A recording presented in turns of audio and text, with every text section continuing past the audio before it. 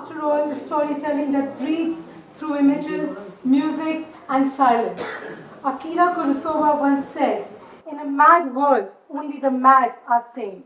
And often it is through cinema that artists capture that beautiful madness of life.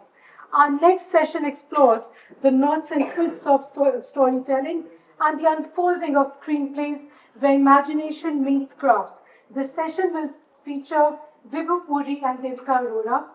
Vibhu is an Indian filmmaker and writer whose cinema moves seamlessly between lyrical and epic, intimate and expansive. Raised in the rustic lanes of Old Delhi, Vibhu grew up surrounded by the scent of attar, the pulse of folk music, the quiet echoes of Urdu couplets recited in courtyards of homes after dusk. These early influences continue to breathe through his work.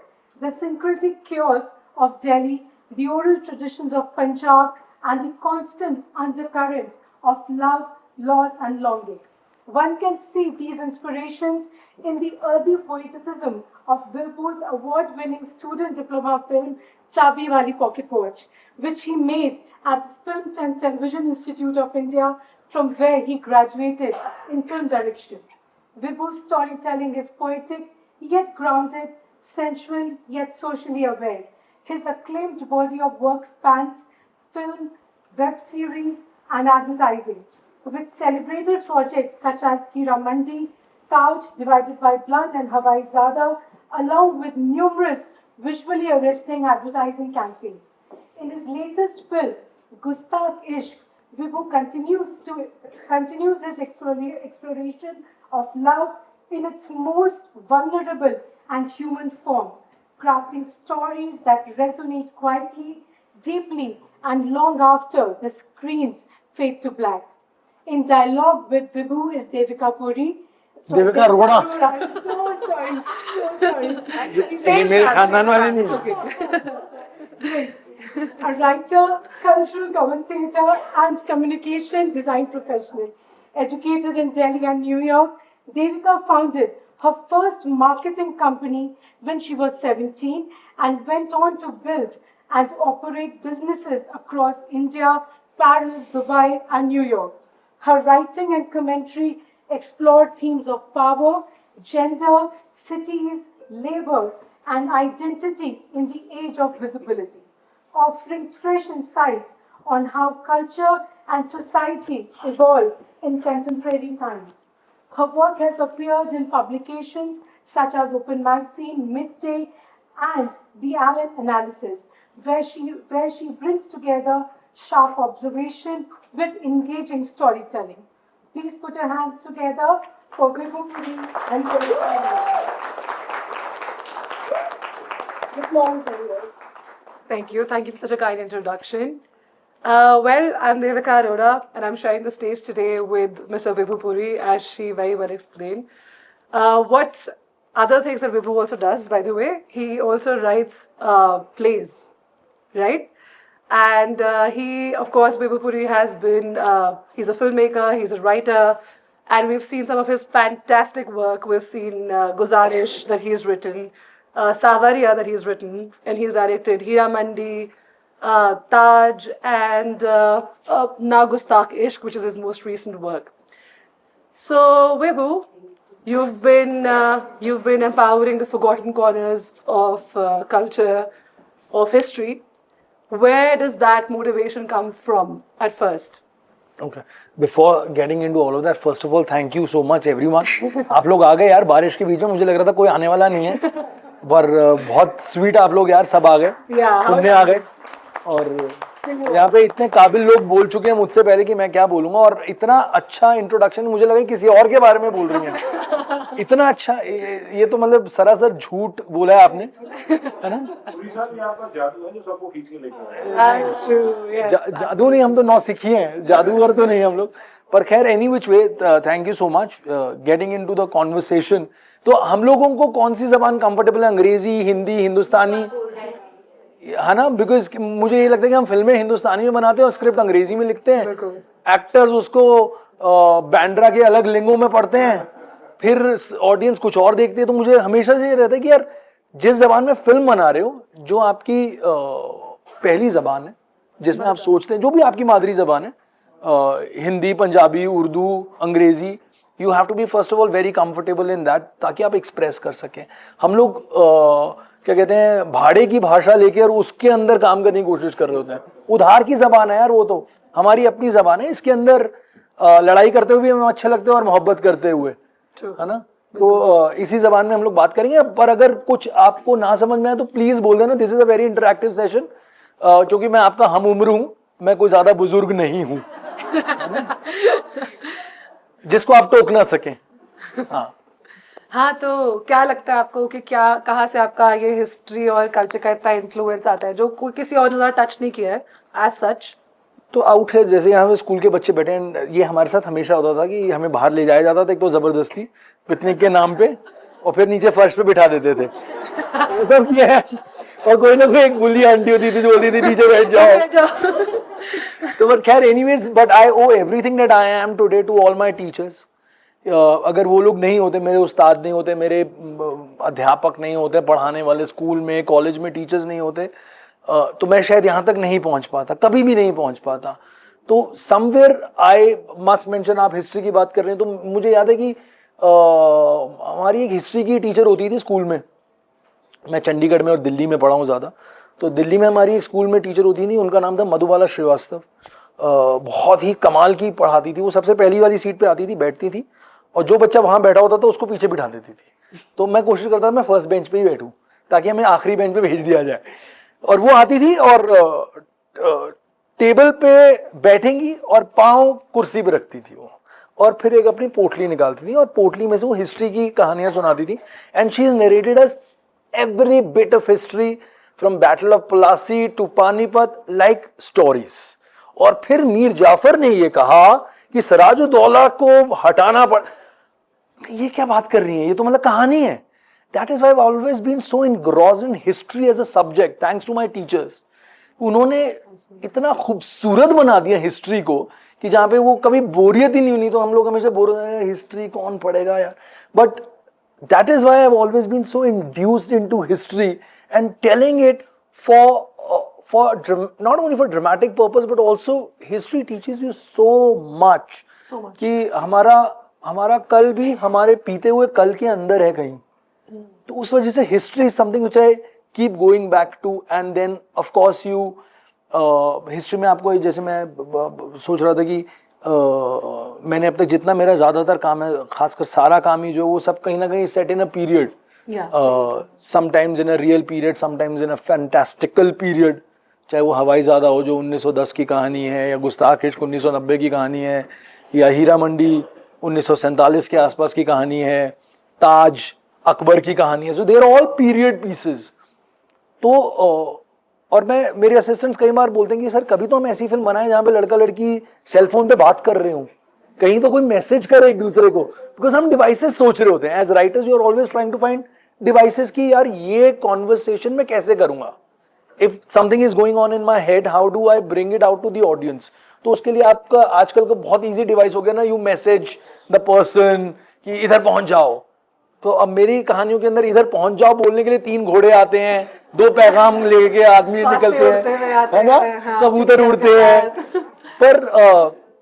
पर मुझे लगता है कि cinema की वही खूबसूरती है कि हम आपको उस दौर में, उस वक्त में लेके जा सकते हैं जो आपने भी नहीं देखा, मैंने भी नहीं देखा. तो मेरा इंप्रेशन ऑफ अ वर्ल्ड है जो शायद वर्ल्ड ना हो, लेकिन वो एक आर्टिस्ट का परसेप्शन है of world. And cinema I think is an artistic journey, जो हम लोगों ने अभी बहुत उसको बना दिया ना, ये कमर्शियल फिल्म, आर्ट फिल्म. जब हम छोटे थे तो हमने कभी नहीं पता था हमें कि कौन सी फिल्म ने कितना बिजनेस किया, हिट हुई नहीं हिट हुई, हमें अच्छी या बुरी लगती थी. हम लोगों ने जाके अमिताभ बच्चन की फिल्म देखी शराबी, हमें अच्छी लगी, वो चली या नहीं चली उससे हमें कोई लेना देना नहीं होता था. लेकिन अभी हम लोगों के वो मापदंड बदल गए हैं. Our standards have suddenly changed to, oh this is a 100 crore film, this is a 500 crore film, इसने 1000 करोड़ कर लिए, ये चाइना में चल गई, जापान में चल गई. The purpose of film or cinema is to express yourself, and I'm telling this to all these younger people out here because you are tomorrow, कि आप लोगों ने सिनेमा को एंटरटेनमेंट से ज्यादा देखना है. एंटरटेनमेंट उसका एक हिस्सा है, इंगेजमेंट इंपॉर्टेंट है, लेकिन आप क्या कह रहे हैं वो उतना ही इंपॉर्टेंट है कि आप क्या बात करना चाहते हैं, आप किस मुद्दे को किस तरीके से छेड़ना चाहते हैं, वो उतना ही इंपॉर्टेंट है। अभी मैं भूल गया हूँ हम कहाँ से सवाल शुरू हुआ। नहीं, बट यही एग्जैक्टली, तो this brings us to flight of fantasy, right? हाँ। क्या आप महसूस कर रहे हो वही सबसे इम्पोर्टेंट है फिल्म्स में, या वो फैंटेसी लैंड जिसके ऊपर आप फिल्म्स बनाते रहे हो तब से, राइट? तो पीरियड ड्रामा जैसे कि आपने बोला, राइट, आप पीरियड ड्रामा लिखते हो and all of that, and of course Bhansali productions is what you been working with, so मैंने अलग अपने आप भी काम किया है। of course, yes, no, but yeah, we see a lot of like correlation in पर between. वो क्या होता है, वो बाप रहता है ना, वो आपके अंदर से निकल नहीं पाता, तो क्या करें आप कि आप जहाँ जाते हैं कि वो मेरा साया साथ होगा टाइप्स। अरे वाह, दैट इससे अच्छी क्या थॉट प्रोसेस होगा। आपने तो बोला कि अपने टीचर्स को कितने हाई रिगार्ड में Of course. एंड साया ही बोल दिया, तो फिर तो इससे अच्छा क्या, there's no better word for it, right? Of course. So ये जो आपकी उर्दू की इंक्लिनेशन है, या जैसे हीरा मंडी लाहौर में बेस्ड है, इससे कोई स्पेसिफिक रीजन है? क्योंकि हीरा मंडी जो वो तवायफ खाना था, या जिसे हम रेड लाइट डिस्ट्रिक्ट कह लेते हैं आज, पर वो जमाने में रेड लाइट डिस्ट्रिक्ट नहीं था, वो तवायफों का एक पूरा बाजार या मंडी थी, वो एक्चुअली लाहौर में थी। तो कहानी ही लाहौर की थी, लाहौर में ही सेट थी वो, और तो इस वजह से वो लाहौर में है। तो हालांकि स्टेटिस्टिकली और हिस्टोरिकली अगर देखें तो वो जो जबान उधर बोली जाती थी ज्यादातर पंजाबी थी। तो जब मैंने शुरू में ड्राफ्ट्स लिखने शुरू करे तो मैं पंजाबी में ज्यादा लिखना चाहता था, बट अगेन क्योंकि इतना बड़ा शो था नेटफ्लिक्स का और एक जबान बहुत इंपॉर्टेंट थी, तो वी ऑल डिसाइडेड कि यार थोड़ा सा एक लिबर्टी लेते हैं, हम थोड़ा उर्दूसाइज्ड करते हैं। तो हम लोग उर्दू को लेके आए, और उसमें मैंने मजे का खेल ये खेला कि जबानों के हवाले से मैंने अलग अलग स्ट्राटा दिखाए कि जो अमीर और जो पढ़ा लिखा है वो शायद उर्दू में बात करेगा, लेकिन जो गरीब, जो क्या कहते हैं रसोई में काम करती औरतें हैं, जो कोच वाहन चलाता हुआ बग्गी वाला है, वो पंजाबी में बात करेगा। तो आपके पास दो अलग अलग लैंग्वेजेस हो गई कि एक स्ट्रीट की लैंग्वेज है और एक कोर्ट की लैंग्वेज है, so as to say the rich would speak like, जैसे आज हम होते ना, oh the rich people will only speak in English, and then they would be commoners who would speak in अरे तापुन आपुन किधर जा रहे ला तू, है ना। तो वो डिस्टिंक्शन मैंने उर्दू और पंजाबी के साथ करी। एज अ लिंग्विस्ट मुझे बहुत मजा आता है कि यार हर आदमी अलग अलग जबान बोलेगा ना, और वो जबान आपको नजर आएगी वो कहाँ से आ रहा है। मैं जो जबान बोल रहा हूँ, ये जबान मेरी अपनी जबान है, मैं पला बड़ा हूँ पुरानी दिल्ली में, तो मेरी ये जबान है। जो आप बोल रहे हैं कि उर्दू से क्यों इतना रुझान है, क्यों इतना लगाव है, क्योंकि मेरी जबान है यार, मेरी खानदानी जबान यही है। मेरे दादा उस तरफ से आए थे, रावलपिंडी और सियालकोट से, तो उनको तो उर्दू के अलावा कुछ बोलना लिखना आता ही नहीं था। अंग्रेजी आती थी थोड़ी बहुत, और ये देवनागरी उनको नहीं आती थी। तो मजे का किस्सा, जब हम छोटे होते थे, आप लोगों से भी छोटे होते थे, तो हमें तो हिंदी पढ़नी आती थी, पर हमारे दादा वादा को नहीं आती थी। तो टीवी पे दूरदर्शन पे अगर लिखा हुआ आता था ना समाचार थोड़ी देर में, तो पूछते थे क्या लिखा है, हम कहते थे लिखा है रुकावट के लिए खेद है, अब कुछ नहीं आएगा, ताकि वो न्यूज ना देखे। तो हमने वो शातिर परी भी की है जबानों के।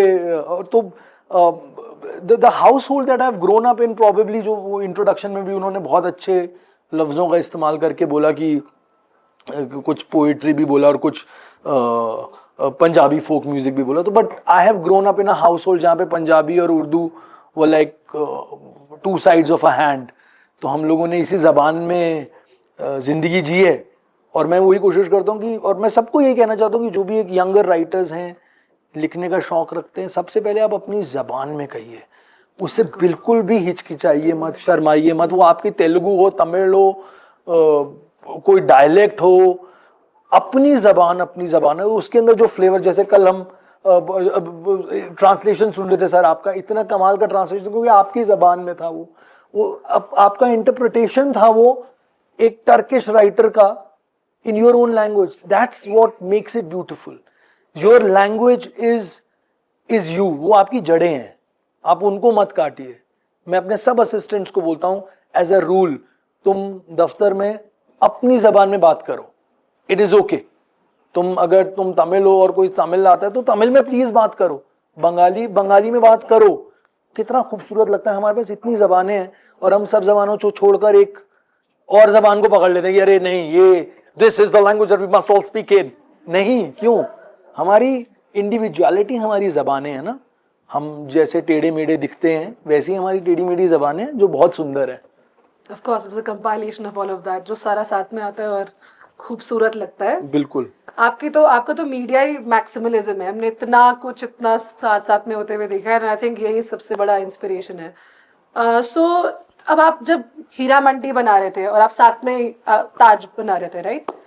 हीरा मंडी एक तरफ इतने सारे फेमिनिन कैरेक्टर्स, हर एक इतना बोल्ड, एक दूसरे से इतना अलग, इतने सारे फेमिनिन रिलेशनशिप्स उसमें हैं, friendship, sisterhood, you know, motherhood, and then of course I love Richa's character जो आपने बात करी, जो इतना शॉर्ट लिव्ड लेकिन फिर भी इतना इम्पैक्टफुल था। And then Taj again is hyper masculine, right?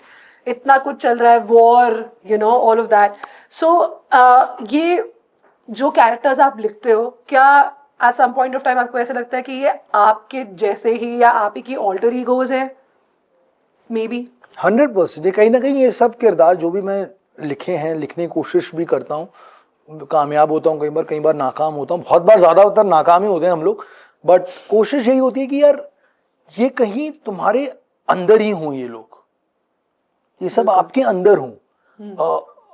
Always जैसे क्रिकेट में खेलते हैं ना कि पहले आप अपने होम ग्राउंड पे रन बना लीजिए, पहले you play the shots that you know you are very good at, and then you play all these alternate shots. तो उसी तरह राइटिंग में भी होता है कि आप उन किरदारों के बारे में पहले लिखिए जो आपके इर्द गिर्द हैं, जो आपके आसपास हैं, जो आपके अंदर हैं, है ना?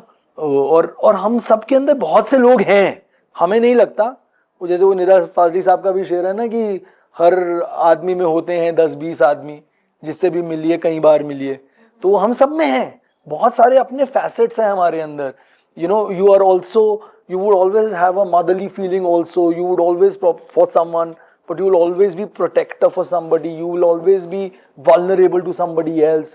तो ये सारे किरदार आपके अंदर हैं, आपको अपने अंदर से ही किरदारों को निकालना है और तभी they will feel real। अगर आप उनको किसी और के ऊपर करना शुरू करोगे या लोग ऐसा चाहते हैं वो लिखने की कोशिश करोगे, it will never work। It has to be you and only you, and an accumulation of all the experiences, beautiful experiences that you've had over years of growing, that is what these characters should be। मैं 100% इसमें पूरा विश्वास रखता हूँ। That is a beautiful, मतलब बहुत ही खूबसूरत thought है ये कि ये सब कैरेक्टर्स कहीं ना कहीं आप ही के, you know, हाँ, रोल्स है मेरी। हाँ, राम भी आप में है, रावण भी आप में है, सीता भी आप में, हनुमान भी आप में है, सब हैं आपके अंदर, अलग अलग मात्रा में है। यू नो, किसी में जैसे मुझमें रावण ज्यादा होगा, आप में शायद राम ज्यादा होगा, आप अच्छे इंसान है, मैं बुरा इंसान हूँ, वो मुमकिन है, चलिए एस्टैब्लिश्ड है, ये गिवन है, ले लिया। पर we will have all these people with in us. So the important point is, जैसे मैं सबको, मतलब मुझे ये लगता है कि मेरे पास एक अलमारी है, उस अलमारी में बहुत सारे इमोशंस हैं। किस वक्त पे कहाँ जाके कौन सा इमोशन खोलना है, सिर्फ वही एक ट्रिक है कि वो सब कागजात पड़े हुए हैं, सब छोटी छोटी चीज़ें पड़ी हुई हैं, एक कोई पुरानी पेंसिल पड़ी हुई है, कोई भूली हुई चाबी पड़ी हुई है, वो सब आपके अंदर है। आप जाइए और एक करेक्ट मौके पे एक करेक्ट चीज़ उठाइए और आपको पता होना चाहिए कि ये क्या ट्रिगर करेगा, you know, that emotion, that is it. जैसे बख्शी साहब के साथ ऐसा होता था, एक छोटा सा किस्सा है बख्शी साहब के बारे में। आनंद बख्शी जी और कमाल के लिरिसिस्ट थे वो, तो उनके बारे में कहा जाता था कि कोई अगर उनके पास जाता था कि हमें गाना लिखना है, आप प्लीज़ एक गाना लिख दीजिए, तो वो पहली चीज़ पूछते थे कि ये फर्स्ट हाफ का गाना है या सेकंड हाफ का गाना है, तो वो कहता था फर्स्ट हाफ का गाना है। तो फिर वो बोलेंगे कि लड़का लड़की मिल चुके हैं या नहीं मिले हैं, तो बोले किसी मिल चुके हैं। हाथ पकड़ लिया है या नहीं पकड़ा है, तो बोले सर पकड़ लिया है। अच्छा 2 मिनट रुको, अंदर जाते थे कागज लाके, ये तुम्हारा गाना है, ले जाओ। तो राइटर्स इस किस्म के भी, मतलब कमाल कि आपने डिकोड कर रखा है अपने दिमाग में कहीं ना कहीं कि मेरे ये लफ्ज, ये अल्फाज इस मोमेंट पे, इस इमोशन पे करेक्ट बैठेंगे, इधर करेक्ट नहीं बैठेंगे। मैं गाने में ये नहीं कह पाऊंगा क्योंकि अभी तो लड़का लड़की मिले ही हैं, अभी तो वो पहली बार कॉफी पीने ही गए हैं, तो ये नहीं कह पाएगा कि तेरी जुल्फ फिर सवारूं, तेरी मांग फिर सजा दूं, तो अभी उसको कुछ और कहना पड़ेगा, यू नो। तो वो स्लॉटन सॉरी मतलब as writers you always are also, because आपको तो काम करना है ना, आपको you will have to find ways to reach your destination. बिल्कुल. ठीक है, मेरा नेक्स्ट क्वेश्चन थोड़ा एक सादगी से एक सिंपल क्वेश्चन है जो सबके दिमाग में है ही कहीं ना कहीं, कोई एक्सेप्ट करे या ना करे. But what is your definition of love? आप लव स्टोरीज लिखते हैं, तो क्या आपकी प्यार की क्या परिभाषा है? बहुत मुश्किल सवाल है ये. सबकी अपनी अपनी होती है, सही गलत थोड़ी ना होता है. नहीं सही गलत तो बिल्कुल कुछ नहीं होता है. पर जैसे महमूद दरवेश साहब कल मेरे दिमाग में भी आ रहे, क्योंकि कल हम उनके बारे में जिक्र कर रहे थे. उनकी इतनी खूबसूरत लाइन है कि every road led me to you, हर राह तुम तक ले गई मुझे, even those roads that I took to go away from you. That is love. I think आप चाह कर भी, ये तालियां मेरे लिए नहीं है, ये महमूद दरवेश साहब के लिए, बट इतना खूबसूरत है ये इमोशन कि आप चाह कर भी पीछा नहीं छुड़ा सकते. It will come back to you. तो जिसको वो भी कहते हैं ना कि मतलब if you love someone let her go, let him go, if they come back, वो सब जो भी है. पर कहीं ना कहीं थॉट वही है कि यार लव एक ऐसा इमोशन है जो आपका पीछा नहीं छोड़ेगा. और वो लव किसी के साथ भी हो सकता है. वो आपका लव आपके लिखने के साथ हो सकता है, वो आपका लव आपके माँ बाप के साथ हो सकता है, आपके दोस्तों के साथ हो सकता है. Whatever keeps coming back to you is love. You know, like जैसे for example मैं माधवी को कुछ 20 साल बाद मिला, but the love between us is so strong that it just came back to us in 2 seconds. You know, कि इतनी पुरानी दोस्ती है हम लोगों की. तो love as an emotion I think is a recurring emotion. It keeps coming back to you. It will not let go of it. तो वही मोहब्बत होती है कि जो. No, but like okay, in a world full of cynicism right now, right? We've seen like the heart is a muscle. तो वो जितना टूटता है उसको आप जितना वर्क करते हो किसी और मसल की तरह, वो उतना ही स्ट्रॉन्ग भी होता है at the same time, right? And ऐसे ही कुछ depictions of unrequited love या one-sided love या वैसा प्यार जो बिना देखे आप कर लो, हमने गुस्ताख इश्क में देखा, right? Your most recent work. And उसमें कुछ ऐसे dialogues है जो इतने beautiful हैं. So I think why don't you tell us what was that thought process? Yeah. पहले फिल्म का नाम था उल जलूल इश्क. वो through the making of the film हम लोगों को लगा कि शायद काफी लोगों को उल जलूल वर्ड समझ ना आएगा. बहुत सुंदर, मेरे को तो बहुत सुंदर लगता है उल जलूल. एक आप वो एक उसमें इंटेंगलमेंट है. हाँ, उसमें एक को कई लफ्ज ना आपसे बातें करते हैं. आप अगर लफ्जों के साथ बैठे तो आपसे बातें करते हैं कि आपको वो लाल सोच के एक इमेज आ जाएगी कि ये तो ये ऐसा ही होगा. अगर आपने सपोज करो आपने वर्ड बोला शदीद, तो आपको लगेगा हाँ यार इसमें एक इंटेंसिटी है कि वो वर्ड के अंदर ही है, वो फोनेटिकली है शायद. तो मुझे वो उल जलूल में फोनेटिकली मुझे इतना खूबसूरत लगता है कि एक उलझन है, एक उलझा हुआ, एक इंटेंगलमेंट है. And for me love is always उलझा हुआ. तो वो एक जगह पे एक किरदार जो विजय ने प्ले किया, पप्पन का किरदार, वो अपने मेंटोर के पास जाता है और वो कहता है कि यार मैं हर बार इस उलझलूल इश्क में फंस जाता हूँ. तो नसीर साहब जो बब्बा प्ले कर रहे हैं, and he is a man of words and wisdom, he is a poet film के अंदर. तो 70 साल का आदमी, और वो सिर्फ एक ही बात कहते हैं कि मोहब्बत अगर हो तो उलझलूल ही होनी चाहिए. क्योंकि अगर ये सोची समझी हो गई, उलझलूल मतलब ना समझ में आने वाला, बेवकूफाना, स्टूपिड, है ना. क्योंकि अगर ये समझ में आ गई तो फिर ये लेन देन हो जाएगा, ये बाजारीपना हो जाएगा, ये एक रिश्तेदारी हो जाएगी, ये मोहब्बत नहीं रहेगी. तो मोहब्बत को हमेशा उलझलूल ही रहना चाहिए. जो समझ में ना आए वो प्यार है, जो समझ में आ गया वो इज अ कॉन्ट्रैक्ट, वो करार है. हाँ, वो कारोबार है. हाँ बिल्कुल. जो समझ में नहीं आया वो प्यार है. बिल्कुल. कि अब मैं यहाँ पे क्यों बैठ के बातें कर रहा हूँ, ये प्यार है. कि इसमें कोई लॉजिक नहीं है कि हम लोग कहाँ से नैनीताल में बैठे हुए, बंबई से आए हैं, आप लोग सब अलग अलग जगहों से आए हैं, आप अपनी क्लासेस छोड़ के आए हैं, आप तो खुश हैं, आप लोग तो खुश हैं. हैं? तो संडे को भी उठ के आने ये तो अच्छा, ये तो फिर छोड़ के आना, ये तो सजा है इनके लिए. वो बेचारे आज बैठ के कुछ मजे कर रहे होते हैं, कुछ टीवी देखते, दोस्तों के साथ बाहर घूमने जाते. हाँ ये भी उलझन है, बेचारे फंस गए सब। ये टॉम एंड जेरी से तो अच्छा कंटेंट दे ही रहे हैं यार, कैसे कैसे। बच्चे बेचारे सोच रहे हैं कि हमारे बारे में इतनी बातें हो रही, हमसे भी पूछ लो कुछ। हाँ उस पे भी आएंगे, that's our next step, natural next step. So yeah of course यार, जहर भी देख के पिया तो क्या पिया, राइट? बिल्कुल इश्क देख के नहीं कर सकते, नहीं right? कर सकते। बिल्कुल। That's a very beautiful thought, of course very profound, and I wish कि लोग इसे अपनी लाइफ में अप्लाई करना चालू करें और ये सिनिसिज्म से थोड़ा दूर होते मुझे जाएं। ये भी लग रहा है ना कि आज की जनरेशन में हम लोग हमारा सौदेबाजी, रोमांस इज लेफ्ट स्वाइप और राइट स्वाइप, या दैट्स यही कर रहे हैं हम लोग बैठ के या कि हाँ यार, हाँ ये ठीक है, हाँ ये ठीक नहीं है। 6 सेकंड में हमें प्यार हो रहा है और 7 सेकंड में खत्म हो रहा है, या करेक्ट। और उस दौर में हम लोग ऐसी कहानी कहने की कोशिश कर रहे हैं कि जहाँ मोहब्बत फील की जाती है, एग्जैक्टली, जहाँ ठहराव है, जहाँ हड़बड़ापन नहीं है, जल्दबाजी नहीं है। क्योंकि मुझे नहीं लगता कि मोहब्बत में कभी जल्दबाजी हो सकती है, वो धीरे धीरे होती है ना, कि जैसे कहते हैं कि रंज की जब गुफ्तगू होने लगी, आपसे तुम से तू होने लगी, तो वो एक it's a circle, it's a journey कि मैं पहली बार आपको मिलूंगा तो मैं आपको तू नहीं कहूंगा, पहले आप होंगे, फिर आपसे हम तुम होंगे, फिर तुमसे हम तू होंगे। और वो कैसे होंगे? जब हम रंज की बात करेंगे, जब हम उदासी की, गम की बात करेंगे। हंस तो हम सबके साथ लेते हैं यार, वो हंसने के लिए क्या फर्क पड़ता है, वो तो हम कपिल शर्मा देख के ही हंस लेते हैं यार, कोई प्रॉब्लम नहीं। लेकिन जिसके साथ हम रो सकें उससे मोहब्बत कर लो, उसके साथ जिंदगी गुजार लो, जहां आप अपना मोस्ट वल्नरेबल नेकेड सेल्फ हो बिल्कुल, सकते हो, ऑफ कोर्स। बिल्कुल। Yeah in times of accessibility, like you can't treat relationships and love like it is a commodity.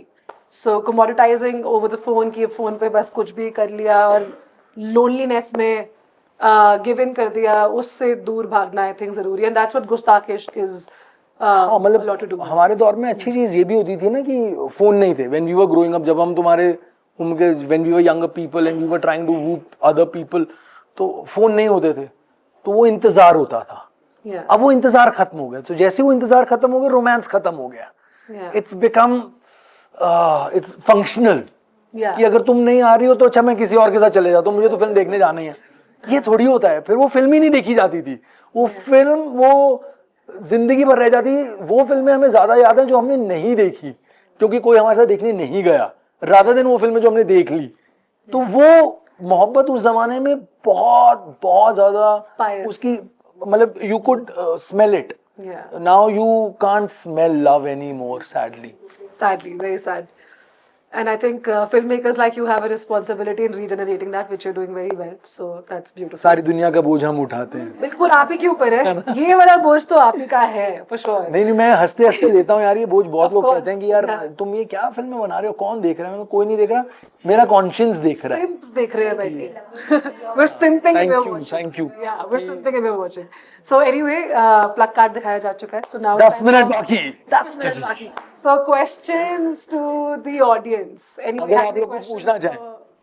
विभू जी, मैं पूछना चाहूँगा कि हाँ जी, आपका view on, of course related to history, and since you refer to history for filmmaking and so many things that you say, बड़ा interesting आपकी बातें और your thoughts are very interesting and interesting.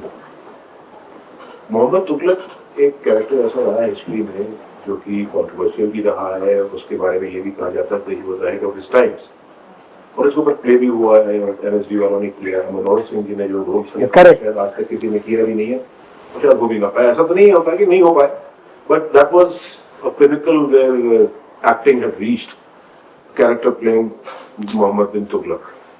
Do you feel that Mohammad bin Tughlaq अगर उसके ऊपर film बने तो वो बन सकती है, और बन सकती है तो अभी तक किसी ने अटेंड क्यों नहीं की? मुझे पहली चीज तो ये लगती है कि जो भी चीज सोची जा सकती है और जो भी चीज लिखी जा सकती है वो फिल्माई जा सकती है 100%। यू नो, वो किस जॉनर में होगी, किन लोगों के लिए होगी, वो अलग बात है, पर बन तो कुछ भी सकता है। लोग तो मतलब चांद सितारों की बातें कर रहे हैं, हम तो आप तुगलक साहब की बात कर रहे हैं। और तुगलक साहब के अंदर मजेदार चीज ये भी, जैसे इब्ने बतूता ने उनके बारे में बोला कि वो एकदम साइको थे, साइकोपैथ थे, वो लोगों के सिर कटवा देता था, वो ये करवा देता था। और कुछ राइटर्स ने, कुछ हिस्टोरियंस ने उनको बहुत ग्रेट भी पेंट किया है। तो जिस इंसान के अंदर डायकोटमी हो, यू नो, उसी में मजा है कि वो जब when your hair become silver and grey, तभी मजा है। काले बालों में, सफेद बालों में मजा नहीं है। इंट्रिगिंग होगा, उतना सिनेमा कैची हो जाए आपको और एक्साइटिंग लगेंगे आपके किरदार। बट मैं वंडरिंग आज तक देखिए हिस्टोरिकल फिल्म बहुत बनी, सबसे बनी रही है, धीरे धीरे हो सकता है उसका भी नंबर आ जाए कभी ना कभी, बट अभी तक उसको टच क्यों नहीं किया गया होगा? गिरीश कर्नाड साहब ने इतना बढ़िया उसको लिखा था इस तरीके से। अब वो एक्चुअली क्या है कि हमारा सिनेमा भी बदलता जा रहा है, हमारे ऑडियंस भी बदलते जा रहे हैं, और कमर्शियल वैल्यू कमर्शियल वैल्यू वही हो रहा है ना। अभी हम लोग उसमें लगता है लोगों को यार इसमें पैसा बचेगा नहीं। दुख की बात यह है कि हम लोग, जैसे मैं तो बंबई में काम करता हूँ, तो लोग अब मुझे बड़ा दुख होता है कि वो जो मैं लिखना मैं बनाना चाहता हूँ, मैं फिल्म बनाना चाहता हूँ, लेकिन लोग उसको नाम बोलते हैं।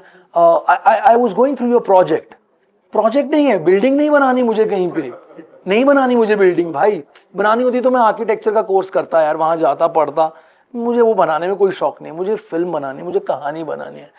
आज जब हम लोग उसके कॉन्वर्सेशन या प्रोजेक्ट नाम दे देते हैं, तभी हम हार चुके हैं, वहीं हम हार चुके हैं। अब एग्जैक्टली ये हमने उसको मार दिया कि अरे नहीं अब कहानी क्यों नहीं कहा जाता, ये मुझे आज तक समझ बन जाता है, प्रोजेक्ट बन जाता है, और वो बड़े प्रोडक्शन फिर आप उसको फिट कर होते हैं। फिर आप सोचते हैं कि तुगलक कौन करेगा, अरे हाँ तुगलक तो ये रणवीर सिंह करना चाहिए, अगर रणवीर सिंह नहीं करेगा तो वो पैसे नहीं आ पाएंगे। फिर वो वहां से शुरुआत होती है। आप कहानी नहीं देख रहे, आप किरदार नहीं देख रहे, आप किरदार प्ले करने वाले इंसान के ऊपर बैंक कर रहे हैं रादर देन कहानी, तो हम लोग वहीं कहीं पे हार जाते हैं। हिस्टोरिकल वैल्यू तो इसीलिए मैं जाके छोटी प्यारी खूबसूरत सी फिल्म बना लेता हूँ और खुश हो जाता हूँ कि हाँ इसमें मुझे कॉम्प्रोमाइज नहीं करना पड़ेगा।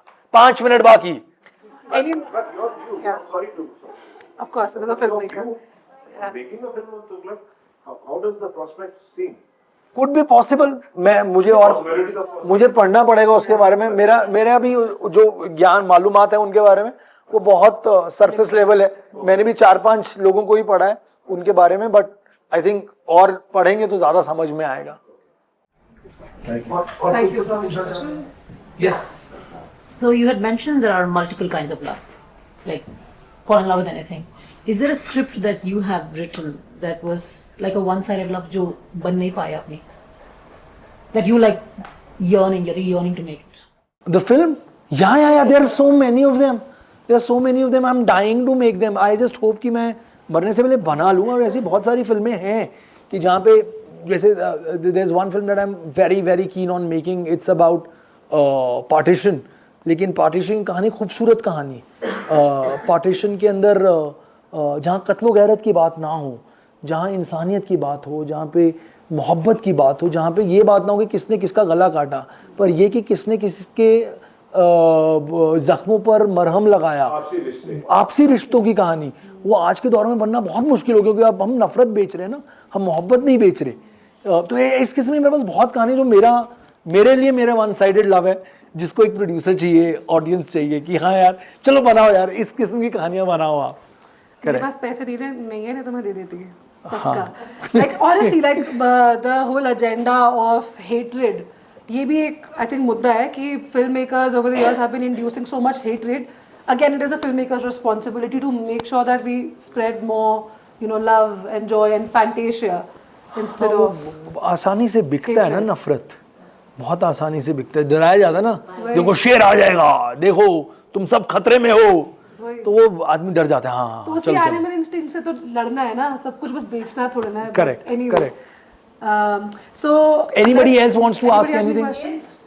I think we can take one more. As a artist, आप कभी प्रेशराइज फील करते हैं कि मैं जब भी कोई प्रोजेक्ट बनाता हूँ तो मुझको ऑडियंसेस को ध्यान में रख के, मतलब जो दिल से पोर्ट्रे करना चाहते हैं या जो कहानी बनाना चाहते हैं, तो ऐसा होता है कि यू गेट रिस्ट्रिक्टेड, नहीं मुझे इस ऑडियंस के लिए ही बनाना है, क्योंकि जॉनरास आपके रोमांस वाले हैं, हिस्ट्री वाले हैं, बट इससे आज की जो जनरेशन, बच्चे स्पेशली और जो यंगस्टर्स हैं, उनका अटेंशन स्पैन बहुत कम है। That is true. One of my questions. ये तो रीले देखते हैं ना। और जो हमारी मूवीज होती हैं, yours are like very artistic, related to history, love, slow. तो do you feel constrained कि मैं वो जो present करना चाहता हूँ? Especially period dramas are always meant to be. पहले मैं बहुत लड़ता था अपने आप से कि यार मुझे ये कर देना है, मुझे दुनिया बदल देनी है, इनके लिए सब लोग आके देखे। पर फिर मुझे रियलाइज करता हूँ मैं कि जब आप एक उम्र से निकल जाते हैं तो आपको लगता है कि नहीं यार, मैं पहले अपने लिए सच बोल लूं, मेरे लिए वो काफ़ी है इस जन्म के लिए। तो कहीं ना कहीं ऐसी बहुत जगह होती है जहाँ पे मेरे पास इस किस्म की कहानियाँ आती हैं या प्रोजेक्ट्स आते हैं जिसमें बहुत बड़े बड़े एक्टर्स भी इन्वॉल्व होते हैं, मैं कहता हूँ यार मुझसे हो नहीं पाएगा, मैं खराब कर दूंगा. I don't align myself to that sort of film making. तो मैं नहीं करता, इसलिए मैं कम काम करता हूँ और अपनी तबीयत का काम करता हूँ ताकि मैं खुश रहूँ. क्योंकि आप तो एज एन एक्टर आएंगे, अपना रोल करेंगे, चले जाएंगे. आप एज एन ऑडियंस 3 घंटे देखेंगी, 2 घंटे देखेंगी, एक जजमेंट पास करेंगे, हाँ ठीक है, 1 टाइम वॉच है, बहुत मज़ेदार है. पर मुझे तो उसके साथ जीना पड़ेगा ज़िंदगी भर. आज से 10 साल बाद वो कहानी मुझे कहेगी तुमने मुझे क्यों बनाया जब तुम कन्विंस्ड नहीं थे, तो मैं उस कहानी को क्या जवाब दूंगा. इस वजह से मैं वो बनाता हूँ कि जो, जैसे अगर मैं लोगों की कहानियां कहूंगा तो मेरी कहानी कौन कहेगा. मैं इस दुनिया में अपनी कहानी कहने के लिए आया हूँ ना, तो मैं अपनी कहानियां कह लूँ, मेरे लिए वो बहुत है. और मैं जितना कम प्रेशर के साथ बना सकता हूँ मैं वही बनाने की कोशिश करता हूँ. I think as वो अपने लिए डालने वाली जो फिल्में होती हैं उन्हें प्रोड्यूसर कैसे मिलते हैं, मैं जानना चाहता हूँ. यार ये तिकड़म है. मैं वही कहता हूँ, never ask a magician about the magic trick. तो ये हम लोगों ने बड़े पैंतरे, बड़े पापड़ बेलने पड़ते हैं, बड़े अच्छे कपड़े पहन के जाना पड़ता है, अंग्रेजी में सुहाव बातें करनी पड़ती हैं कि this is how it will change the cinema. हाँ, आप दुनिया बदल जाएगी और आपका नाम सुनहरे अक्षरों में लिखा जाएगा, वो सब हमें करना पड़ता है. पर क्या करें, अब मोहब्बत की तो निभानी पड़ेगी. Yeah, but I think as creative professionals, it is also our responsibility to understand that we are not here to be understood. We are here to understand ourselves. Yeah. Simple. That's very, very important. It's an intrinsic journey.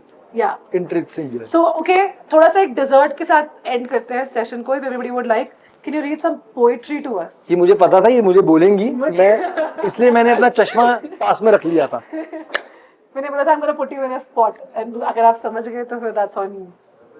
Yeah. So I'll just read a small little thing that I wrote some time back.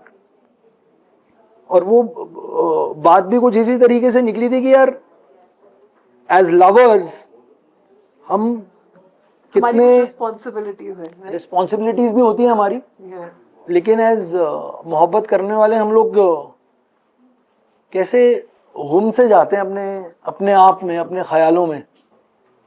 और उसी पे लिखा है कि इधर उधर रख के भूल जाता हूं सब. मैं इसका ट्रांसलेशन नहीं करूंगा क्योंकि मैं ही खराब कर दूंगा. तो इधर उधर रख के भूल जाता हूं सब, वो कागज जरूरी, वो अदलिखा खत, वो रिश्ता करीबी, वो नाकाम मोहब्बत, इधर उधर रख के भूल जाता हूं सब.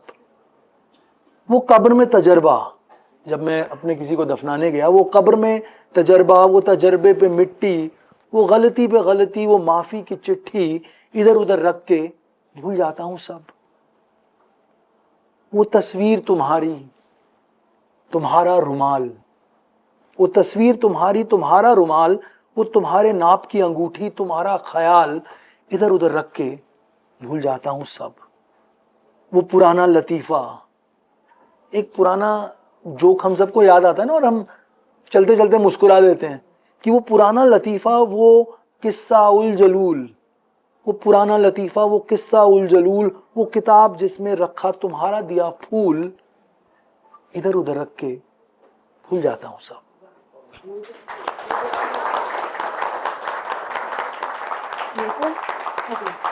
पर सिर्फ इतना याद है कि भूल गया हूं, पर भूल गया हूं यही सच्चाई है.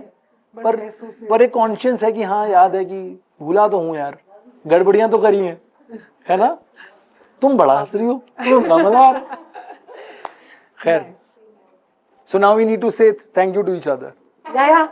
We don't need to, but we could. So thank you, Vibhu, for taking out your time and having this session with us and traveling all the way and making this romantic weather even more romantic. Thank you so much. For that. No, thank you so much to everyone. आप लोग आए, आपने सुनी मेरी बकवास. मैं अपने आप को सिर्फ एक मस्खरा समझता हूँ, who's come onto this planet to enjoy myself, and I'm happy if you guys could make any sense of my gibberish. And बहुत बहुत बहुत शुक्रिया आप लोगों का. Thank you so much. Thank you, Vibhu and Devika, for taking us into the fascinating world where storytelling meets the visual imagination. Cinema, like literature, allows us to travel across time, imagination and emotion, sometimes in ways Words alone cannot. Your conversation has prodded us to reflect more along these lines. And thank you once again. May I now request Ms. Madhavi Singh to kindly come forward and felicitate our speakers.